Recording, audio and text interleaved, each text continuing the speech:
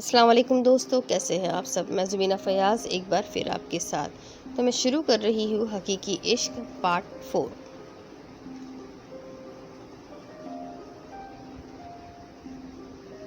کچھ دن بعد افشا نے آئی ڈی آن کی تو کچھ میسیجز لگے تھے۔ گروپ کا ایک لڑکا بار بار میسیجز کر رہا تھا۔ ارے دوستی ہی کر لے، سمرا نے پیچھے سے اس کے گلے میں ہاتھ ڈالے۔ دفع ہو جاؤ، افشا نے جل کر کہا۔ ہاں سمرا باہر چلی گئی۔ کیا مسئلہ ہے؟ افشا نے تھک ہار کر میسج کیا۔ آپ سے بات کرنی ہے، اگلی جانب سے فوراً جواب آیا۔ لیکن مجھے نہیں۔ اچھا ہوگا میسج نہ کرے اب، افشا نے سختی سے کہا۔ آپ کی پوسٹ بہت اچھی ہوتی ہے، بہت۔ اس نے ڈھیڑ بن کر اس سے پھر میسج کیا۔ دوستی کر لے، سین کرنے پر بھی جواب نہ آیا تو پھر میسج کیا۔ کیوں؟ افشا نے جواب دیا۔ صرف دوستی پلیز، اس نے ضد دی۔ دیکھیں، میں ایک اچھا انسان ہوں، میرا نام حماد ہے، میں صرف دوستی کا ہی تو کہہ رہا ہوں۔ حماد نے ایک اور کوشش کی۔ اف، کیا کروں؟ کر لیتی ہوں، دوستی ہی تو کرنی ہے صرف۔ سمرا بھی تو بات کرتی ہے، کوئی مسئلہ نہیں ہوگا۔ افشا سوچ میں پڑ گئی، اور اس کی کافی ضد کے بعد اس نے دوستی کرنے پر حامی بھر لی، اور وہی اس کی سب سے بڑی غلطی ثابت ہوئی۔ پھر روز بات کرنا شروع کر دی۔ افشا کو اب حماد کی عادت ہو گئی تھی، اس سے بات نہ کرتی تو اس کا دن نہیں گزرتا۔ کافی عرصے تک یہ سلسلہ چلتا رہا۔ پھر ایک دن حماد نے اسے کہا اسے اس سے محبت ہو گئی ہے۔ افشا کو سمجھ نہ آیا کہ وہ کیا کہے اسے۔ دیکھو، مجھے تم سے محبت نہیں، میں صرف اچھا دوست سمجھتی ہوں، افشا نے کچھ سوچ کر جواب دیا۔ لیکن میں نہیں سمجھتا، میں جانتا ہوں تمہیں بھی مجھ سے محبت ہے، لیکن تم انکار کر رہی ہو، تمہیں ڈر ہے میں تمہیں دھوکہ دوں گا، حماد کا جواب آیا۔ افشا سوچ میں پڑ گئی۔ ایک پل کو اس نے اس سے دور جانے کا سوچا تو اسے ناممکن سا لگا، اور اسے کھو دینے کا ڈر اتنا جان لیوا لگا کہ افشا نے ہاں کر دی۔ 3 مہینے تک ان کا ریلیشن رہا۔ ایک دن افشا نے اسے کہا کہ تم اپنے گھر والوں کو بھیجو ہمارے نکاح کی بات کرنے۔ تو پہلے تو وہ ٹالتا رہا، لیکن پھر اچانک سے غائب ہو گیا۔ افشا پریشان ہو گئی۔ پھر بہت دن بعد وہ آن لائن آیا۔ تم کہاں گم تھے؟ حد ہوتی ہے، بنا بتائے غائب ہو گئے، اور تم نے بات کی گھر پر؟ افشا پھٹ پڑی۔ آئی ایم سوری، حماد کا جواب آیا۔ کس لیے؟ افشا نے ناسمجھی میں پوچھا۔ میں تم سے شادی نہیں کر سکتا، میں پہلے سے شادی شدہ ہوں، حماد نے گویا دھماکہ کیا۔ کیا تم مذاق کر رہے ہو؟ افشا صدمے سے بولی۔ نہیں، یہی سچ ہے، حماد کا جواب آیا۔ افشا کی آنکھوں سے آنسو بہنے لگے۔ اس نے اسے خدا حافظ کہا اور ہر جگہ سے بلاک کر کے موبائل رکھ دیا۔ یہ کیا ہو گیا؟ افشا خود سے سوال کرنے لگی۔ افشا کو خود پر بے حد غصہ آیا۔ اس کو احساس ہوا کہ وہ کتنا غلط کر رہی تھی۔ وہ دن یاد آئے جب وہ اس سب باتوں سے چڑھتی تھی اور برا سمجھتی تھی۔ آج وہ سب خود نے کیا تو اسے خود سے نفرت ہوئی۔ سمرا پر شدید غصہ آیا۔ وہ جائے-نماز بچھا کر سجدے میں گر گئی اور اپنے گناہوں کی معافی طلب کرنے لگی کہ وہ کیسے اتنے دن تک ایک بے نام رشتے کو نبھا رہی تھی، جبکہ وہ خوب جانتی تھی کہ اللہ کو یہ سب پسند نہیں۔ افشا پل پل خود کو گناہوں کے بوجھ تلے دبتا محسوس کر رہی تھی۔ اس نے رو کر اپنے گناہوں کی معافی مانگی اور وہ آج تک مانگ رہی تھی۔ افشا باہر آ جاؤ، آمنہ بیگم کی آواز پر وہ ماضی سے حال میں واپس آئی۔ اس نے آنکھیں کھولی تو آنسو لڑکھڑا کر رخسار پر آ گرے۔ اس نے دونوں ہاتھوں سے آنکھیں رگڑ لی۔ آ رہی ہوں، افشا نے مشکل سے الفاظ ادا کیے۔ اس سب کو یاد کرنا ایک اذیت سے کم نہ تھا، لیکن وہ یہ سب بھول بھی نہیں پا رہی تھی۔ وہ ہر وقت خود کو اللہ کے سامنے شرمندہ محسوس کرتی۔ اگر مجھے پتا ہوتا کہ مجھے حماد سے محبت تھی ہی نہیں، وہ بس ایک عادت تھی، اور اس عادت کو محبت کا نام دیا گیا، تو کبھی اس سے بات نہ کرتی۔ یا اللہ، مجھ سے کیا ہو گیا ہے؟ یہ افشا خود کو بہت گنہگار محسوس کر رہی تھی۔ اسے سمجھ نہیں آ رہا تھا وہ معافی مانگے تو کیسے مانگے۔ معافی تو اسے سب سے مانگنے کی ضرورت تھی، لیکن وہ نہیں چاہتی تھی یہ بات سب کو پتہ چلے۔ افشا کا دل بے سکون ہوتا چلا گیا کہ پتہ نہیں اللہ نے اسے معاف کیا کہ نہیں۔ ارے ملانی صاحبہ آ گئی۔ افشا کمرے سے باہر آئی تو آسیہ دیکھ کر بولی۔ افشا جو خود کو بہت مشکل سے نارمل کر کے باہر آئی تھی، اس کی بات پر پھر سے آنکھوں میں نمی تیرنے لگی۔ پھر شروع ہو جائے گی یہ سب، افشا نے دل میں سوچا۔ افشا، ویسے کاروبار کب شروع کر رہی ہو؟ سمرا ہنستے ہوئے بولی۔ कैसा कारोबार? अफशा ने नासमझी से पूछा। अरे तावीज़ वगैरह का। और किसका शुरू कर दो शुरू कर दो, अच्छे खासे पैसे कमाओगी, आसिया ने कहा। अफशा खामोश रही। अरे कुछ बोलो तो, खामोश क्यों बैठी हो? हमसे भी पर्दा करने का तो नहीं सोच रही? सिमरा ने तंज किया। नहीं, ऐसी बात नहीं है, अफशा फौरन से बोली। अरे आपी, वैसे आजकल कुछ लोग पर्दे का सहारा लेकर पीठ पीछे पता नहीं क्या क्या करते फिरते हैं, सिमरा ने आसिया को कुछ दिखाते हुए कहा। अफशा खूब समझ गई थी यहाँ किसके बारे में बात चल रही है। तौबा है भाई, ऐसे लोगों से अच्छा है हम बेपर्दा ही ठीक है। कम से कम पर्दे का सहारा लेकर ऐसे काम तो नहीं करते। आसिया ने कानों को हाथ लगाए। आपी, हर पर्दा करने वाली लड़की बुरी नहीं होती, जिस तरह पर्दे ना करने वाली हर लड़की बुरी नहीं होती। अफशा से अब की बार रहा ना गया तो बोल पड़ी। तुम तो रहने ही दो, सिमरा ने तंजिया लहजे में कहा।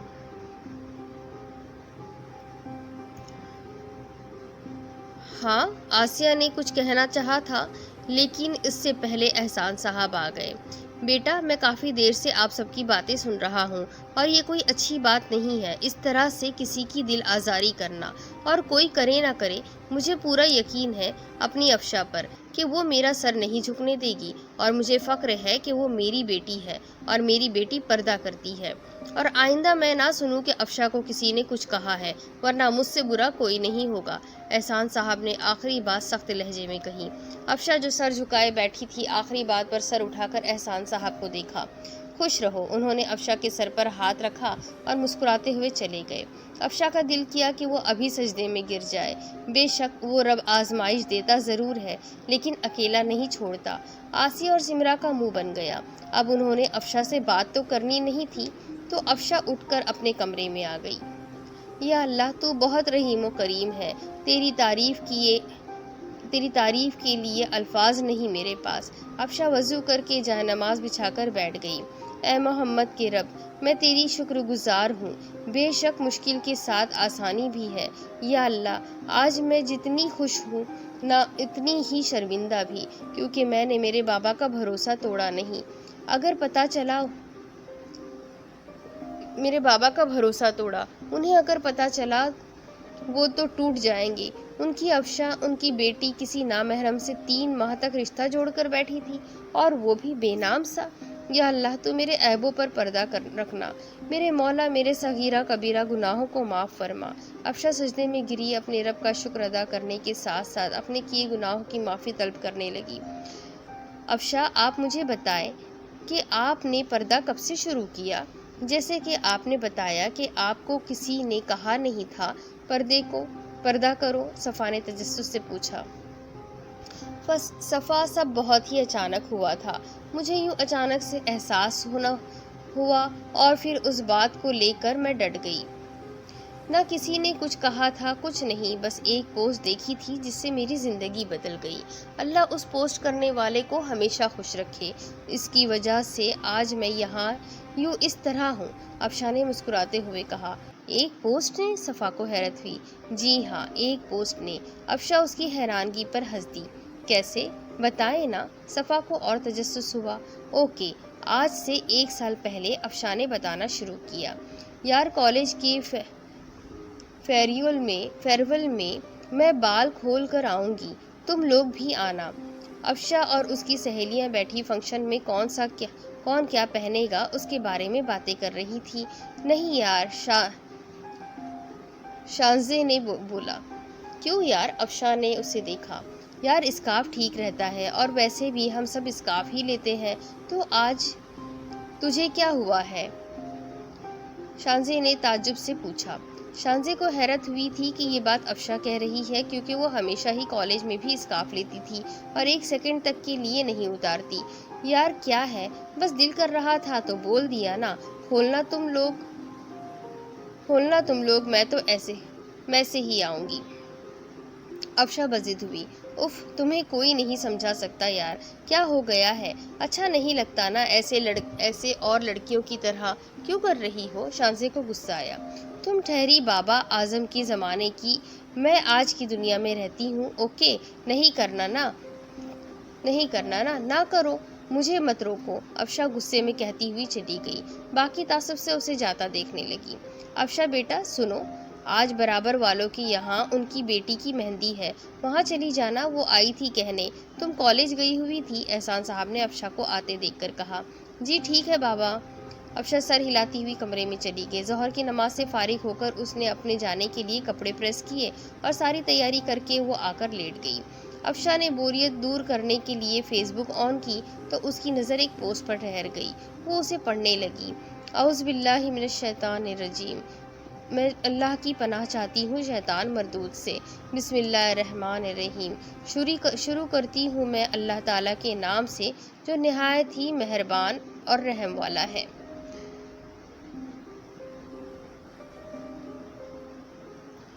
پھر وہاں ایک آیت لکھی ہوئی تھی، اے نبی اپنی بیویوں اور بیٹیوں اور اہل ایمان کی عورتوں سے کہہ دیجئے کہ اپنے اوپر اپنی چادروں کے پلو لٹکا لیا کرے، یہ زیادہ مناسب طریقہ ہے تاکہ وہ پہچان لی جائے اور نہ ستائی جائے۔ اللہ تعالیٰ غفور الرحیم ہے۔ قرآن پاک کی سب سے زیادہ مشکل آیت، سمجھنے میں بھی اور عمل میں بھی۔ ہم مسلمان خواتین اس بات پہ عمل نہیں کرتی کہ چادر کے پلو لٹکائیں، جبکہ اس بات پہ ضرور بحث کرتے ہیں کہ منہ چھپائیں نہ چھپائیں، کتنا چھپائیں، یا یہ ترجمہ ٹھیک نہیں ہے۔ اس مفتی نے تو یہ کہا۔ صرف اتنی بات یاد رکھے، شناخت چہرے سے ہوتی ہے، انسان کی پہچان چہرے سے کی جاتی ہے کہ وہ کون ہے، کس کا ابن یا بنت ہے۔ تو یہاں پہچان کی بات ہوئی ہے، اور یہ حکم جتنا ازواج مطہرات اور نبی کریم صلی اللہ علیہ وسلم کی بیٹیوں پہ لاگو ہوتا ہے اتنا ہی تمام اہل ایمان کی عورتوں پر بھی، وہ دیوبندی ہو، بریلوی ہو، سنی ہو، وہابی ہو یا کچھ بھی ہو، کلمہ پڑھتی ہے تو یہ حکم اس کے لیے ہے۔ ہمیں یہ دھیان میں رکھنے کی ضرورت ہے کہ اس آیت میں یدنین علیہن من جلبیبہن آیا ہے۔ جلباب عربی زبان میں بڑی چادر کو کہتے ہیں اور ادنا کے اصل معنی قریب کرنے اور لپیٹ لینے کے ہے، مگر جب اس کے ساتھ اعلیٰ کا صلہ آئے تو اس میں ارخا یعنی اوپر سے لٹکا لینے کا مفہوم پیدا ہو جاتا ہے۔ آج کے دور کے بعض مترجمین اور مفسرین اس لفظ کا ترجمہ صرف لپیٹ لینا کرتے ہیں۔ اگر صرف لپیٹ لینا مقصود ہوتا تو اللہ یدنین علیہن فرماتے، یدنین علیہن نہیں۔ جو شخص بھی عربی جانتا ہو وہ کبھی یہ نہیں مان سکتا کہ یدنین علیہن کے معنی محض لپیٹ لینے کے ہو سکتے ہیں۔ مزید یہ کہ اس آیت میں جلباب اپنے اوپر سے لٹکانے کا حکم ہے، اور جب ہم اوپر سے چادر لٹکائیں خود پہ تو خود بخود آپ کا سر، چہرہ، گردن، پشت سب ڈھک جائے گا اس چادر سے، اور اس آیت میں حکم بھی اسی کا ہے۔ اور یہ کیوں کہا اللہ نے؟ اس میں مفاد کس کا ہے؟ ہمارا نا، لیکن ہم اس آیت کی مخالفت کر کے خود کو ہی نقصان میں ڈالنے کے در پہ ہوتے ہیں، حالانکہ اللہ تو ہمارا بھلا چاہتے ہیں۔ بے شک اللہ کے ہر حکم میں ہمارے لیے ہی بہتری ہوتی ہے، چاہے ہم اور ہماری عقل اسے قبول کرے یا نہ کرے۔ اس حکم کے بعد ہی یہ بھی بتا دیا اللہ نے کہ ایسا حکم آیا کیوں، تاکہ وہ پہچان لی جائے۔ مراد یہ ہے کہ ان کے لباس کو دیکھ کر ہر دیکھنے والا جان لے کہ وہ شریف اور باعصمت عورتیں ہیں، اور کوئی ان کے متعلق غلط خیال دل میں نہ لائے، نہ ہی کسی غلط مقصد کے استعمال کے لیے اسے سوچے۔ اور یہ بھی کہ وہ پہچان لی جائے کہ یہ مسلمان عورتیں ہیں۔ حجاب کو اللہ نے مسلمان عورتوں کی پہچان سے تشبیہ دی ہے، کتنی خوبصورت بات ہے نا۔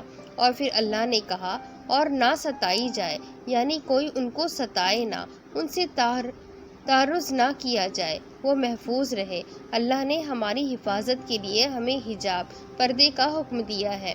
افشا پڑھتے پڑھتے اتنا کھو گئی کہ اسے محسوس ہی نہ ہوا کہ وہ رو رہی ہے۔ آج ہم سب یوں ہی بے پردہ گھومتے ہیں، کبھی سوچا ہے کتنا سخت عذاب ہے؟ اگر ہمارے زیور تک کی آواز نامحرم سن لے تو ہمارے لیے کتنا گناہ ہے، اور ہم تو ایسے ہی گھوم رہے ہوتے ہیں۔ اللہ سب کو ہدایت دے۔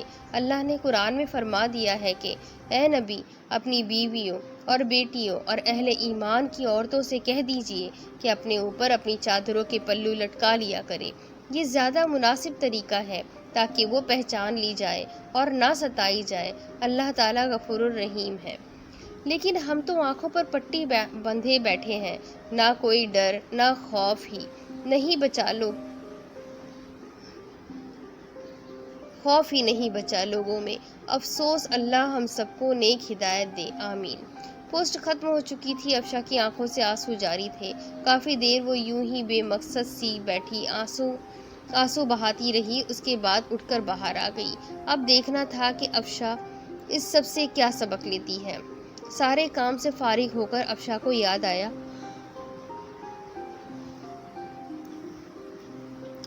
اسے تو مہندی میں جانا ہے۔ وہ جلدی سے تیار ہونے بھاگی۔ مہندی کی مناسبت سے اس نے گرین کلر ہلکے سے کام والی فراک زیب تن کی ہوئی تھی۔ ہلکا سا میک اپ کیے وہ پیاری لگ رہی تھی۔ ہال میں پہنچ کر وہ سب سے مل کر ایک جگہ اسٹیج پر کھڑی ہو گئی۔ اس سب میں وہ آیت اس کے ذہن سے نکل گئی تھی۔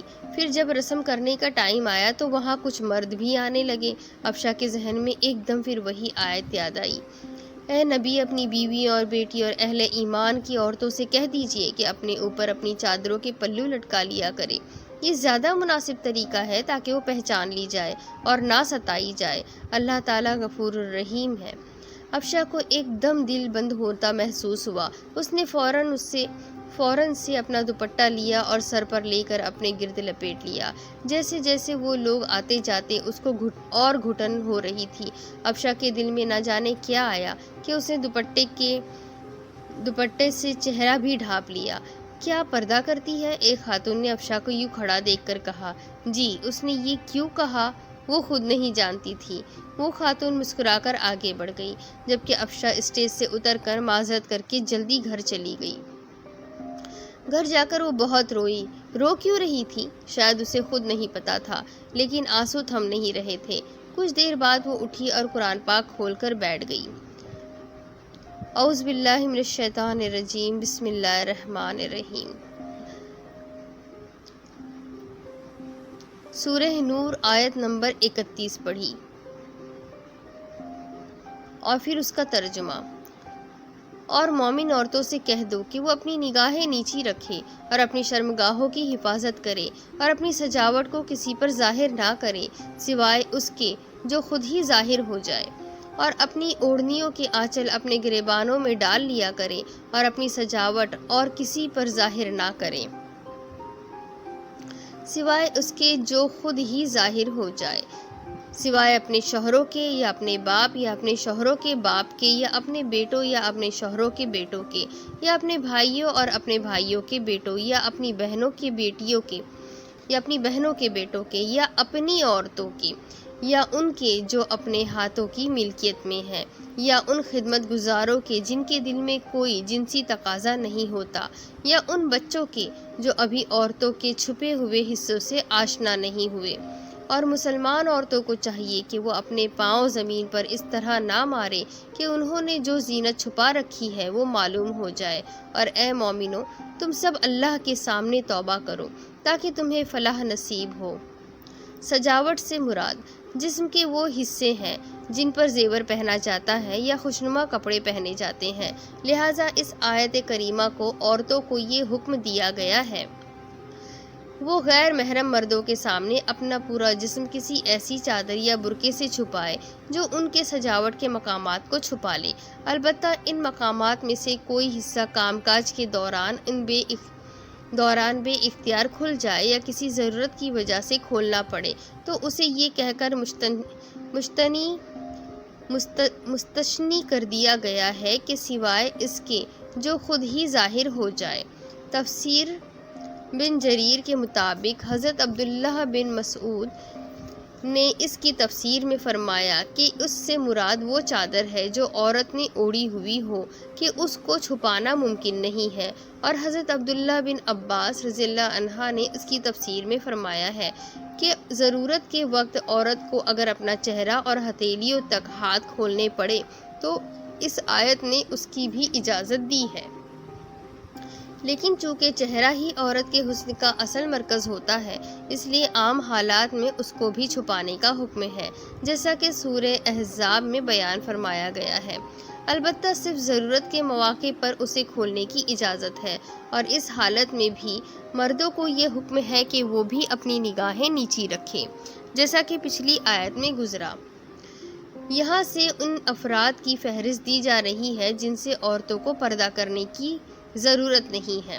بعض مفسرین نے فرمایا ہے کہ اس سے مراد مسلمان عورتیں ہیں، لہٰذا غیر مسلم عورتوں سے بھی پردہ ضروری ہے، لیکن چونکہ متعدد احادیث سے ثابت ہے کہ غیر مسلم عورتیں ازواج مطہرات کے پاس جایا کرتی تھیں، اس لیے امام رازی اور علامہ آلوسی نے اس بات کو ترجیح دی ہے کہ اپنی عورتوں سے مراد اپنے میل جول کی عورتیں ہیں، تو چاہے مسلمان ہو یا کافر، ان سے پردہ واجب نہیں ہے۔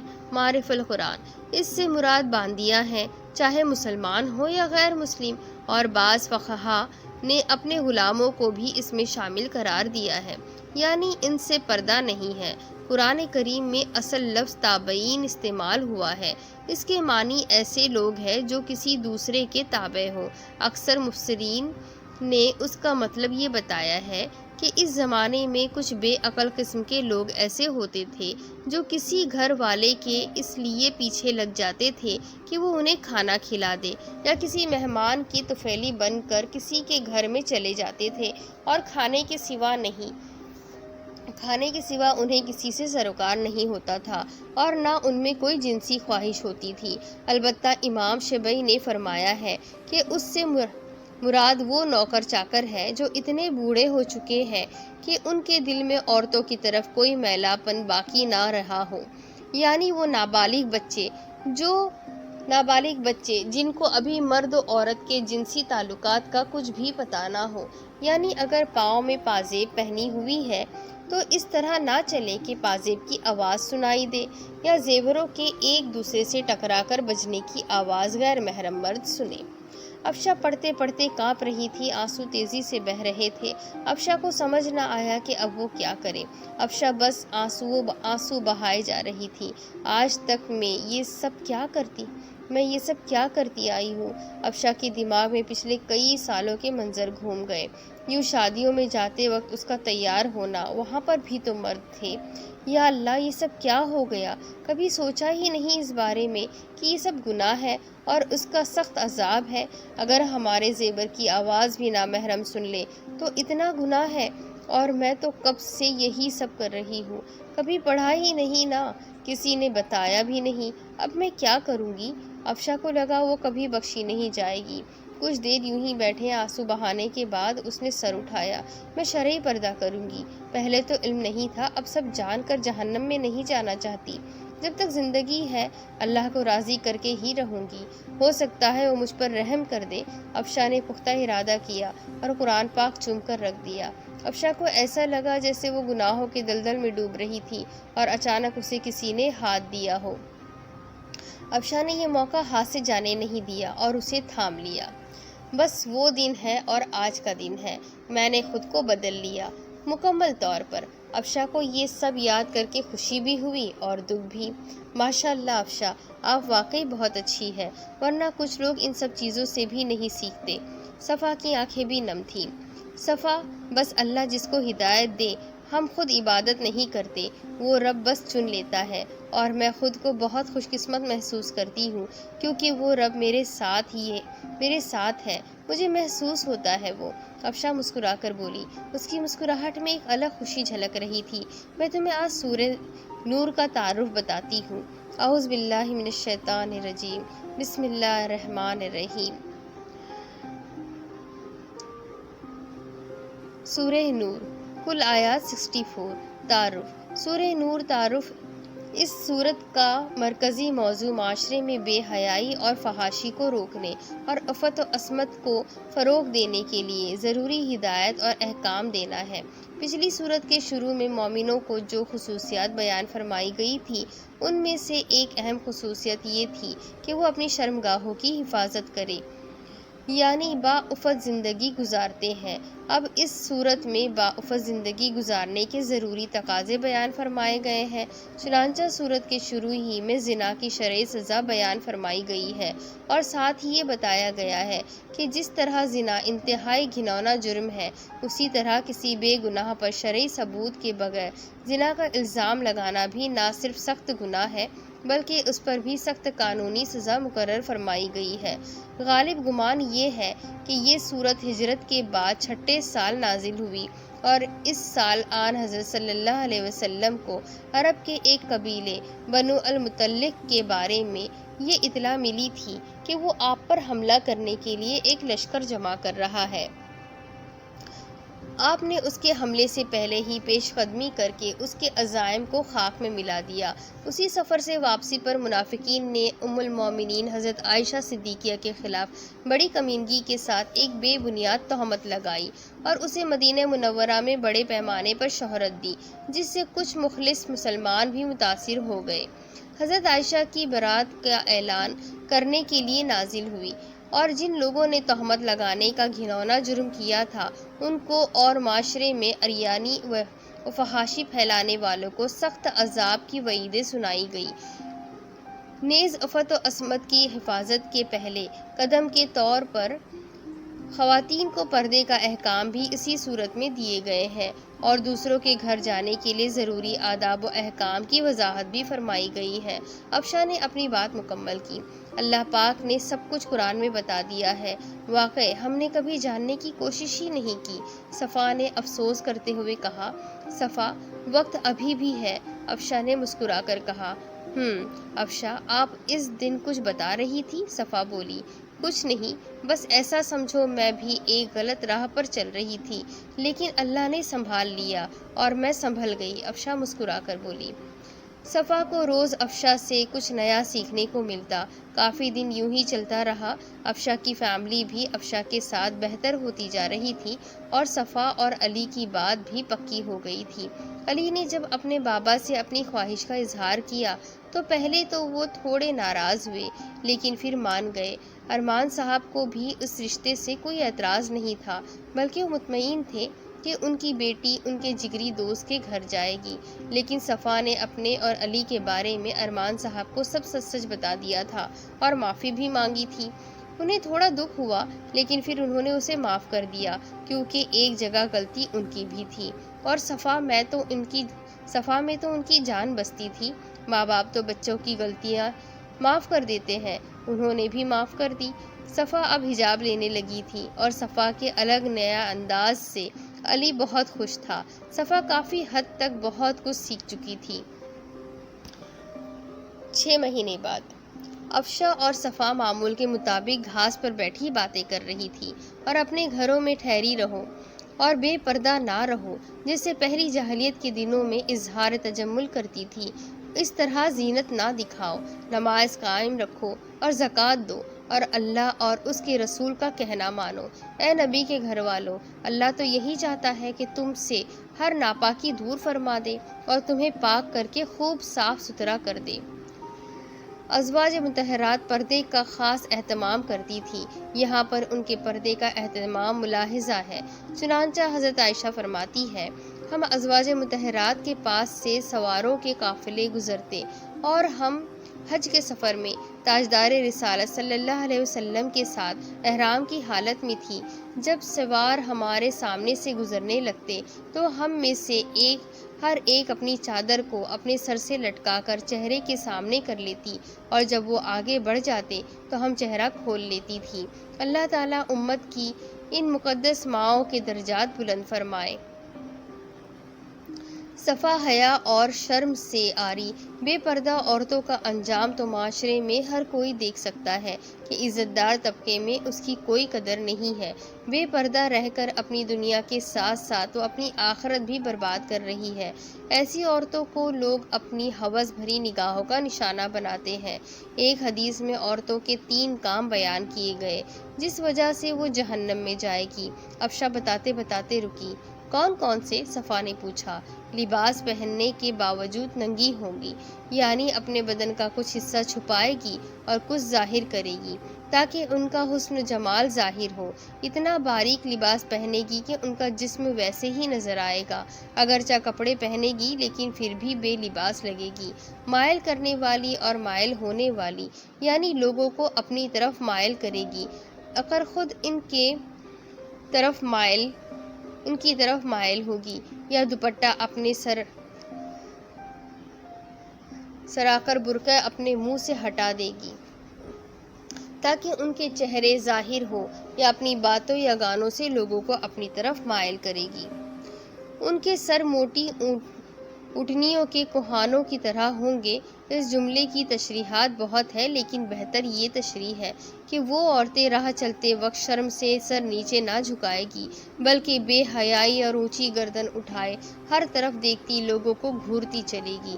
جیسے اونٹ کے تمام جسم کی کوہان اونچی ہے، ایسے ہی ان کے سر اونچے رہا کریں گے۔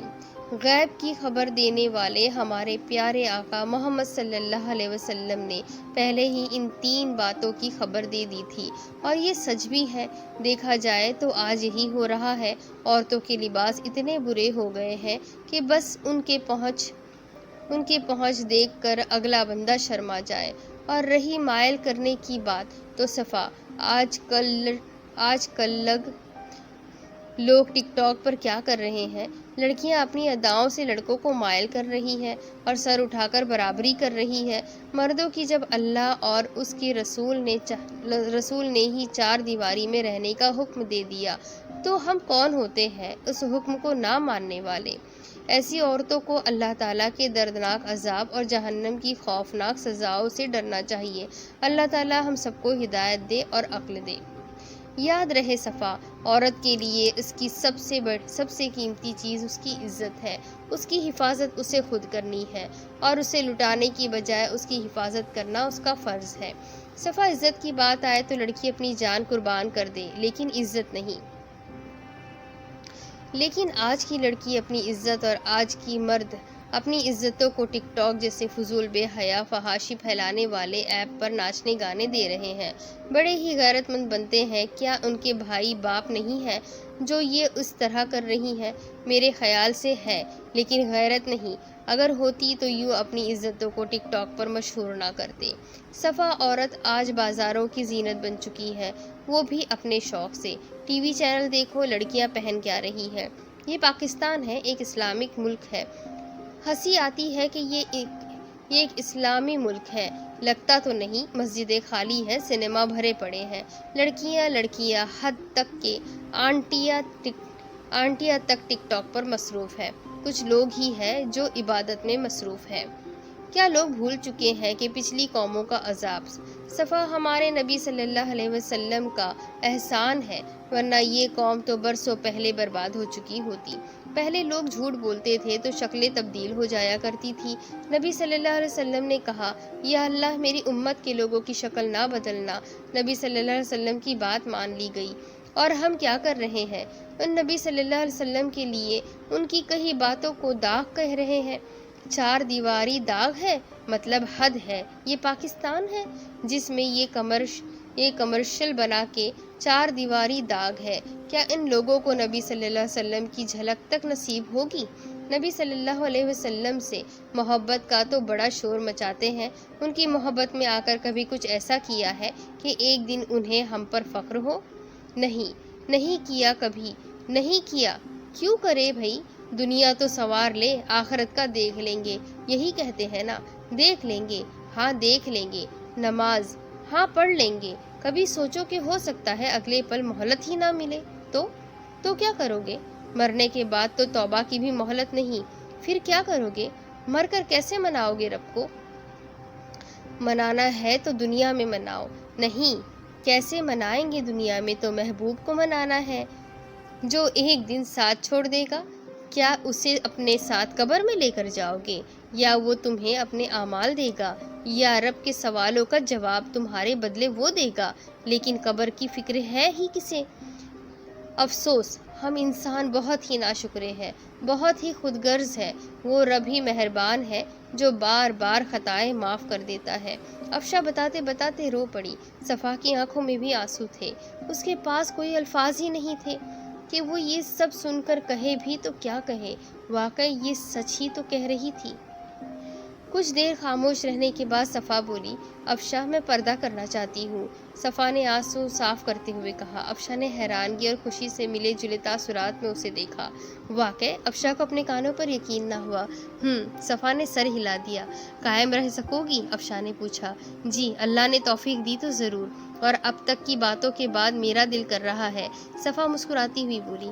کیسے شروع کروں؟ صفا نے پوچھا۔ افشا نے آگے بڑھ کر اس کے اسکارف کی ایک سائیڈ پکڑ کر دوسری سائیڈ پر پن کر دی۔ صفا کی آنکھوں سے بے اختیار آنسو نکل پڑے۔ یا اللہ تیرا شکر، صفا نے آسمان کی جانب دیکھ کر کہا۔ افشا نے ایک سکون کی سانس لی، وہ کامیاب ہو گئی تھی۔ صفا، ہو سکتا ہے شروع میں مشکل کا سامنا کرنا پڑے، لیکن ہار نہ ماننا، آخر میں جیت تمہاری ہوگی، یہ بات ذہن میں رکھنا۔ تمہیں پتہ ہے اس دن بابا نے اتنے دن بعد میرے لیے کزنز سے کہا کہ مجھے فخر ہے میری بیٹی پردہ کرتی ہے۔ افشا نے خوشی سے بتایا۔ انشاءاللہ میں قائم رکھوں گی۔ صفا نے نم آنکھوں سے مسکرا دیا۔ السلام علیکم افمی، افشا نے گھر میں داخل ہوتے ہوئے سلام کیا۔ وعلیکم السلام، آمنہ بیگم اور ساتھ بیٹھی خاتون نے مسکرا کر جواب دیا۔ یہ آپ کی بیٹی ہے؟ خاتون نے افشا کی جانب اشارہ کرتے ہوئے کہا۔ جی، آمنہ بیگم بولی۔ ماشاءاللہ، آپ بہت نصیب والی ہے جو اللہ نے اتنی نیک بچی آپ کو دی۔ خاتون مسکرا کر بولی۔ یہ وہی خاتون تھی جو اس دن افشا کو مہندی کے فنکشن میں ملی تھی۔ واقعی میں بہت نصیب والی ہوں میں، بس میں اس کی نعمت کی قدر نہ کر سکی، لیکن اب سمجھ آ گیا ہے۔ آمنہ بیگم نے بھی مسکرا کر کہا۔ میں بہت خوش قسمت ہوں کہ افشا میری بیٹی ہے، فخر ہے مجھے کہ میں اس کی ماں ہوں۔ آمنہ بیگم کے الفاظوں نے افشا کی سب سے بڑی پریشانی دور کر دی اور ایک سکون سا محسوس ہوا کہ میں کامیاب ہو گئی۔ افشا کے لب پہ بے اختیار وہ آیت ان مع العسر یسرا، اور بے شک ہر مشکل کے ساتھ آسانی ہے۔ اور یہ کہانی یہی ختم ہوتی ہے۔ اس کہانی نے بہت کچھ سکھایا ہے، شاید مجھے بھی، اور مجھے بھی اس کہانی میں بہت سی ایسی باتیں ملی جس پر مجھے خود بھی عمل کرنا بہت ضروری ہے۔ میں شکریہ ادا کرتی ہوں ان کا جنہوں نے یہ کہانی مجھے پڑھنے کی ریکویسٹ کی۔ بہت بہت شکریہ آپ کا۔ اگر آپ یہ ریکویسٹ نہ کرتی تو شاید بہت سی ایسی باتیں جو آج ہم تک پہنچی ہے یہ ہم تک نہ پہنچتی۔ آگے بھی آپ سے ریکویسٹ رہے گی کہ اس قسم کی کہانیاں ضرور مجھ سے ریکویسٹ کیا کریں کہ ایسی بہت سی باتیں ہم تک پہنچیں اور میں ان باتوں کو آگے بہت سے لوگوں تک پہنچا سکوں۔ بہت بہت شکریہ اس کہانی کی ریکویسٹ کرنے کے لیے، اور امید کرتی ہوں میرے سننے والوں، جو بھی سن رہا ہے یہ کہانی، آپ سب کو یہ کہانی ضرور پسند آئے گی اور اس کہانی میں آپ لوگوں کو بہت کچھ سیکھنے کے لیے ملے گا۔ اس رائٹر کا بھی شکریہ جس نے یہ کہانی لکھی ہے۔ تو انشاءاللہ ایک اور نئی کہانی کے ساتھ پھر بہت جلد ملیں گے۔ اللہ ہم سب کو اپنی ہدایت میں رکھے اور اپنے نیک اعمال کرنے والے بندوں میں شامل کرے۔ آمین۔ اللہ حافظ۔